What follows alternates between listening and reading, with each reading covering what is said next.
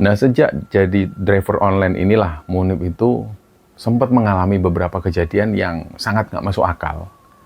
Kita cerita kejadian pertama itu terjadi nggak lama setelah dia resmi narik. Lokasinya itu di sekitar Lingkar Timur, Sidoarjo. Mungkin ada teman-teman yang tahu.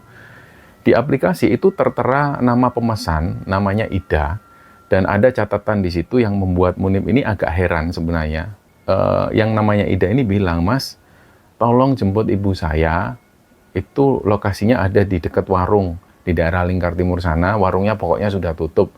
Dalam pikirannya waktu itu mungkin anaknya ini posisinya lagi di luar kota, terus dia nggak bisa jemput atau apa, makanya dia pesan mobil online untuk jemput ibunya. Dan sampai di titik yang ditandai di aplikasi itu, Munib ini pelan-pelan, dia melajukan mobilnya itu pelan banget sambil dia nengok ke arah warung yang dimaksud. Tapi begitu sampai, ini kosong semua warung-warung itu, nggak ada orang sama sekali. Munib ini lagi standby, dia berada di dekat alun-alun Sidoarjo, terus ada orderan masuk.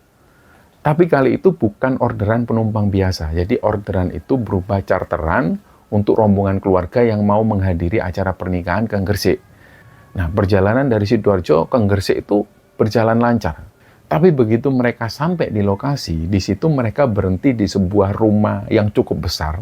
Suasananya itu nggak kayak pesta pernikahan pada umumnya. Biasanya kalau acara pernikahan ini kan pasti rame. Di depan pasti sudah ada tenda, ada musik yang entah musik dangdut atau musik apa. Pokoknya pasti sound systemnya itu kencang. Tapi di situ kondisinya sepi. Nggak ada musik sama sekali, orang-orang juga nggak ada yang rame-rame. Jadi yang terdengar ini cuma suara orang-orang yang ngobrol pelan. Begitu Munib dan driver lain ini menurunkan penumpang, barulah mereka dikasih tahu sama salah satu panitia keluarga bahwa bapak dari mempelai perempuan itu tadi pagi itu baru saja meninggal dunia. Nah, Munib dan driver lain ini saling pandang.